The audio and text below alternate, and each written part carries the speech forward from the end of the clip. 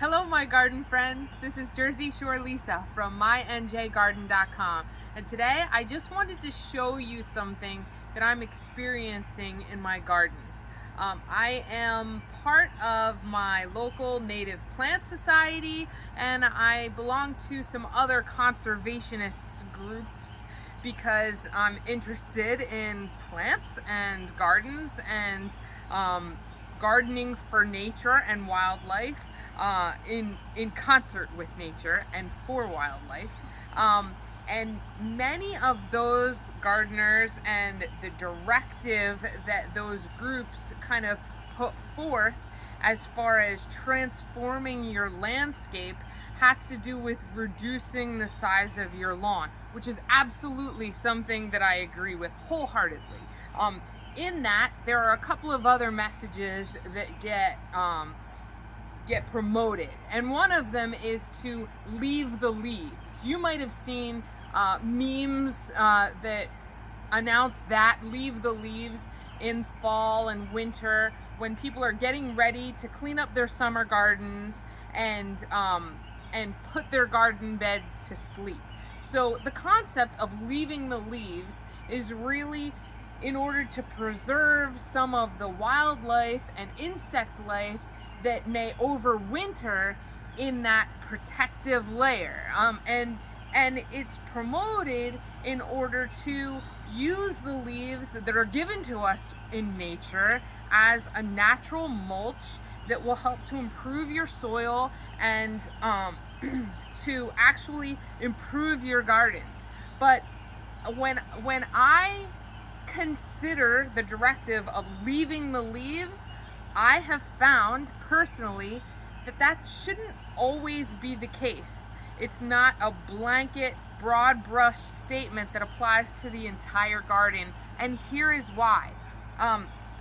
You can see right below where I'm standing, I have a stand of mountain mint. And mountain mint is a perennial.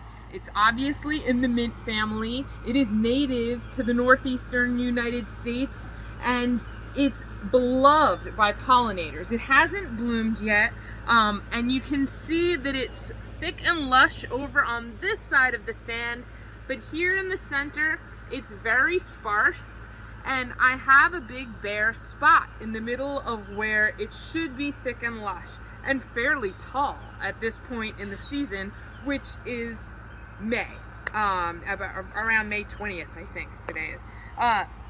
So we can see that I have left the leaves in this situation, and I did not clean up this area of this perennial garden, and it stunted the growth of these perennials and made my patch fairly patchy. And you might say, well, that had nothing to do with the leaves. It was some other condition that made this way. But I experimented to see, because this isn't the first time this has happened to me, I experimented to see if this was the result of the leaves being left in place. And I can show you some situations where I removed the leaves and did do a winter cleanup, not a fall cleanup, but a late winter cleanup, and that improved conditions greatly as far as getting that patch of perennials to come up the way we expect it to. Let me show you.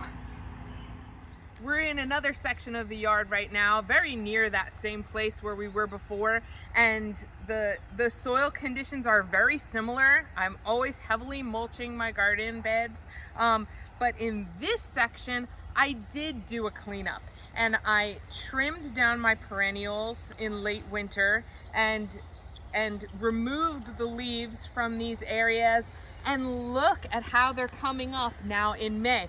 This, in fact, is exactly the same plant. It's mountain mint, and it was divided from that other plant a couple of years ago. So this is exactly the same situation, except this did not have to withstand that coverage of leaves over the winter and through the early spring. And this came up exactly as I expected it to. This over here is aromatic aster, and I removed the leaves from this section as well, and the plants came up beautifully. So I have a couple of other situations where that same thing had happened to me.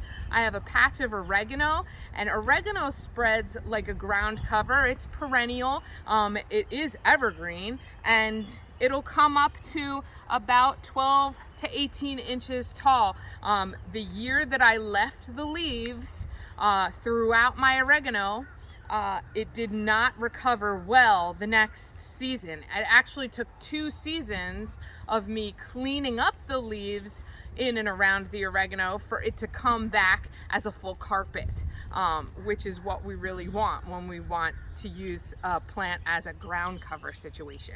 So I do encourage leaving the leaves, but in certain situations. I would say the best possible case scenario would be to put them underneath trees and underneath shrubs, because then it won't interrupt new plants from, or recovering perennials from, coming up through the soil. It won't smother them.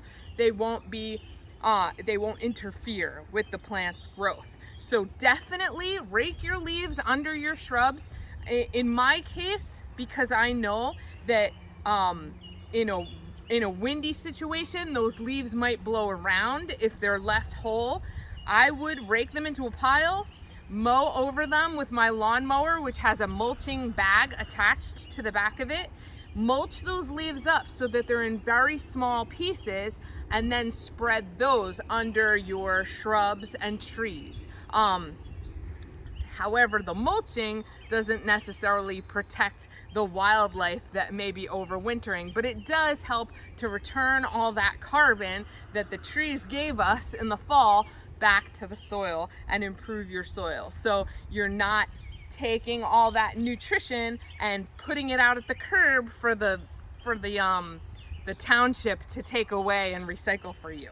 So that would be one possibility. Or you could put them whole, raked, right underneath your trees and shrubs, and then cover them with some wood chips, which would be heavier, and keep them in place. That way you still have the overwintering wildlife, and yet they're not going to blow around and annoy your neighbors by collecting on their freshly raked yards. Let me know if you have any questions, or what your opinion of leave the leaves is. If you've experienced the same thing in your yard, I would love it if you would subscribe to the channel, leave me a comment, and I'll see you soon. Thanks for watching.